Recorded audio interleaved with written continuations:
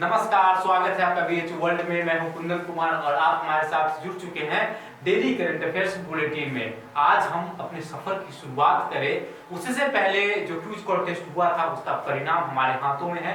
पहले हम परिणामों की घोषणा कर दें, उसके बाद फिर हम देखेंगे कि 15 दिसंबर के करंट अफेयर में क्या क्या आपके लिए है। तो आइए सबसे पहले हम सब छात्रों को शुभकामनाएं अर्पित करना चाहते हैं जिन्होंने बढ़ चढ़ कर इस क्विज कॉन्टेस्ट में हिस्सा लिया और इस क्विज कॉन्टेस्ट को हिस्सा लेकर के सफल बनाने में उन्होंने अपनी महत्वपूर्ण भूमिका का निर्वहन किया। तो इस बार कुल 17 बच्चों ने क्विज में पार्टिसिपेट किया था, जिसमें से 10 बच्चों को 10 में 10 अंक प्राप्त हुए हैं। उसके अलावे 4 बच्चों को 10 में 9 अंक प्राप्त हुए हैं।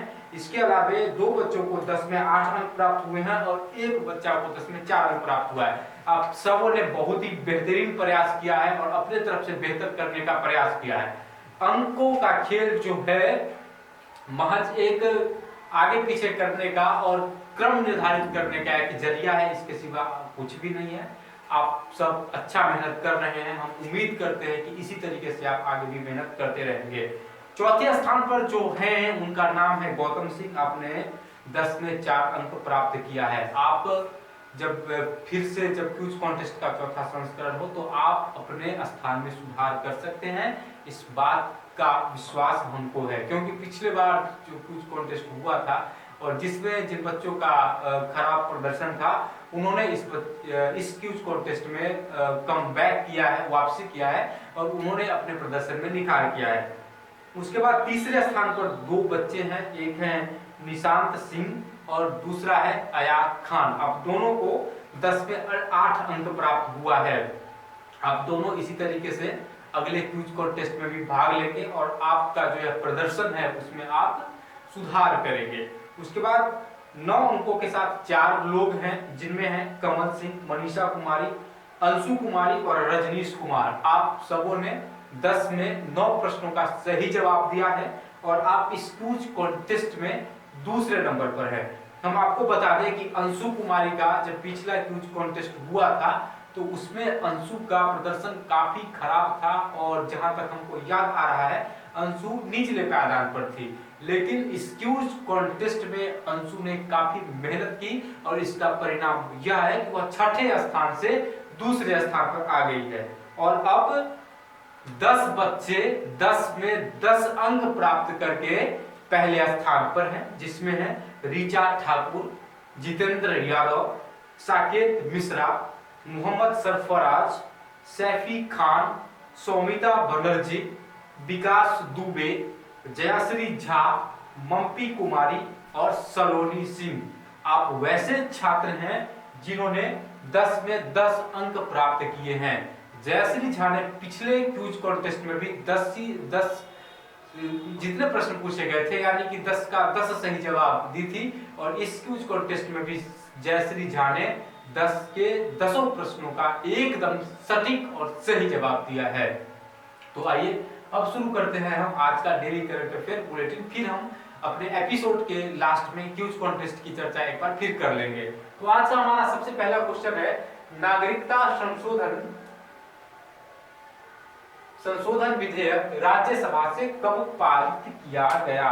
नागरिकता संशोधन विधेयक अभी चर्चा में है और इसको लेकर पूर्वोत्तर के क्षेत्रों में काफी लोगों में रोष है, लोग सड़कों पर हैं, आंदोलन कर रहे हैं। तो इसको कब किया गया राज्यसभा से पारित, तो इसको 11 दिसंबर को राज्यसभा से पारित किया गया। जब इसको राज्यसभा में रखा गया था, जब इस पर वोटिंग हुई तो इसमें क्या हुआ कि 125 सदस्यों ने इसके समर्थन में वोट किया और 105 सदस्यों ने इसके विरोध में वोट किया।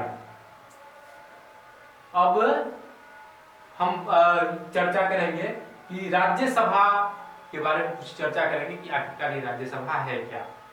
राज्यसभा को सदन जो होता है, संसद जिसको हम कहते हैं, उसका निर्माण 3 चीजों से होता है, जिसमें लोकसभा है, राज्यसभा है और राष्ट्रपति है।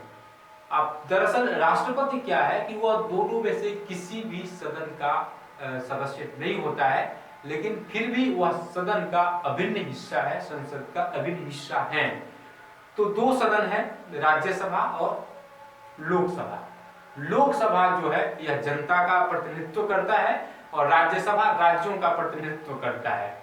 मूल संविधान में राज्यसभा में 250 सीटें थी, लेकिन फिलहाल इसमें अभी सीटों की संख्या 245 है, जिसमें 233 सदस्यों का निर्वाचन होता है विभिन्न राज्यों से उनके जनसंख्या के आधार पर, और 12 सदस्यों का मनोनयन राष्ट्रपति करते हैं।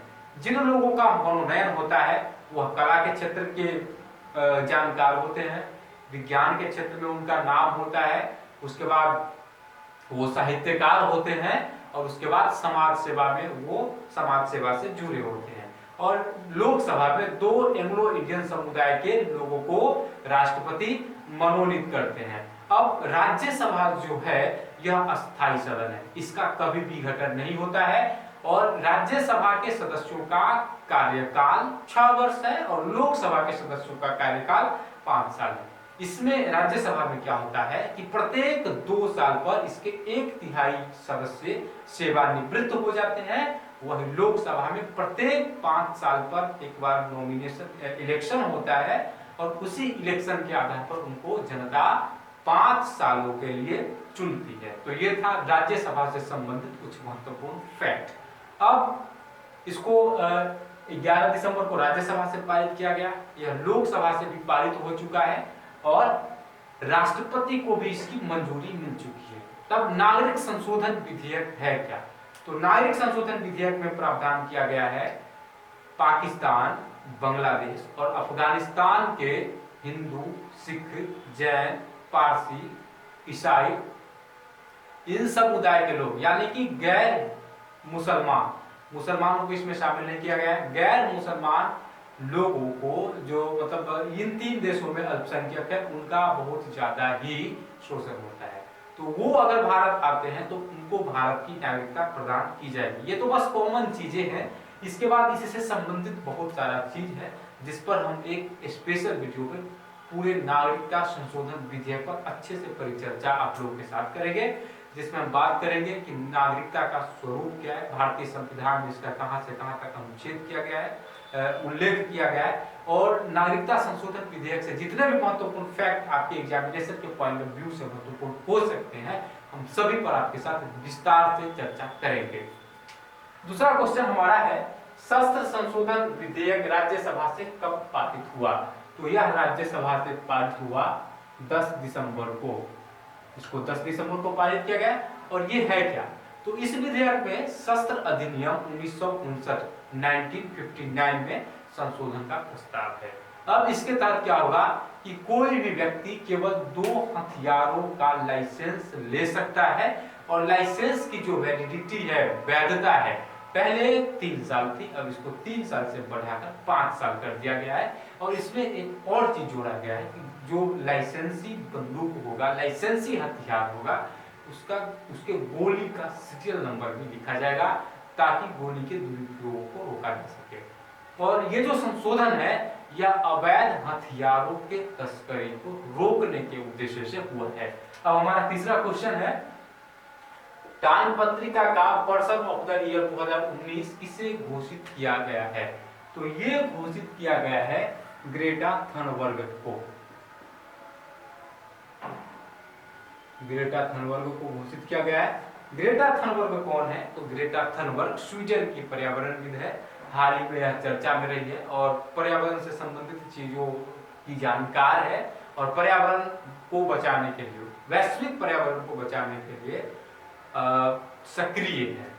अगला क्वेश्चन हमारा है, सार्वभौमिक स्वास्थ्य कवरेज, यूनिवर्सल हेल्थ कवरेज कब मनाया गया? तो ये मनाया गया 12 दिसंबर को। 12 दिसंबर को मनाया गया। प्रत्येक साल इसका थीम होता है। तो इस साल का इसका थीम क्या है? 2019 का इसका थीम क्या है? तो बहुत आसान है, कीप प्रॉमिस। कीप प्रॉमिस इसका थीम। हमारा अगला क्वेश्चन है, हाल ही में पापुआ न्यू गिनी से अलग होकर कौन सा एक नया देश बना है? बोगनविले। इसका जवाब है बोगनविले एक नया देश बना है पापुआ गिनी से अलग होकर। अब पापुआ गिनी जो है वहां विश्व का सबसे ज्यादा कॉपर का भंडार है, यहाँ सबसे ज्यादा कॉपर पाया जाता है। अगला क्वेश्चन हमारा है, हाल ही में किस राज्य सरकार ने जागा मिशन के लिए वर्ल्ड हैबिटेट पुरस्कार जीता? तो ये जीता है उड़ीसा की सरकार ने। उड़ीसा की राजधानी कहाँ है? भुवनेश्वर है। उसके बाद उड़ीसा के मुख्यमंत्री का क्या नाम है? तो उड़ीसा के मुख्यमंत्री का नाम है नवीन पटनायक, जो कि बीजू जनता दल से हैं। नेक्स्ट क्वेश्चन हमारा है, इसरो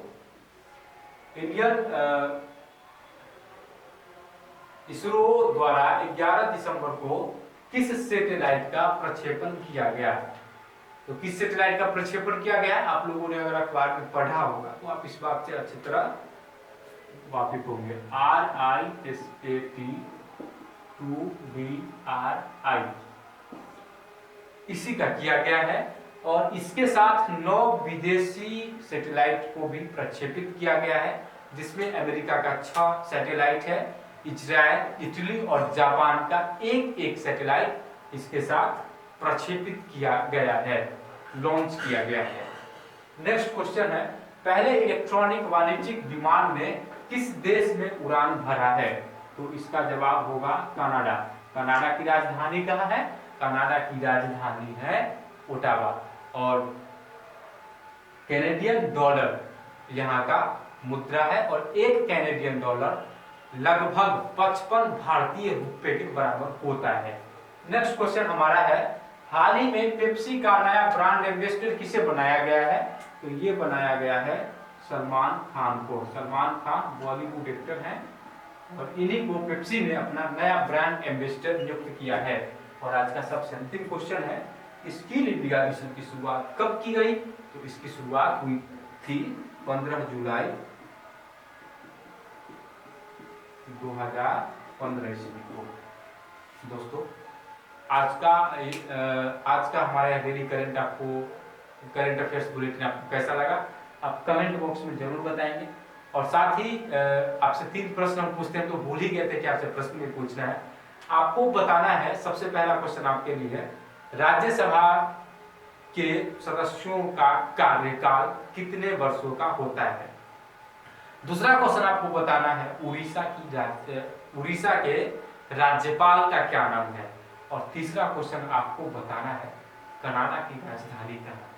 दोस्तों जो भी प्रश्न आपसे पूछे जाते हैं कमेंट बॉक्स में आप उसका जवाब जरूर दें, और साथ ही आप नियमित रूप से पढ़ें।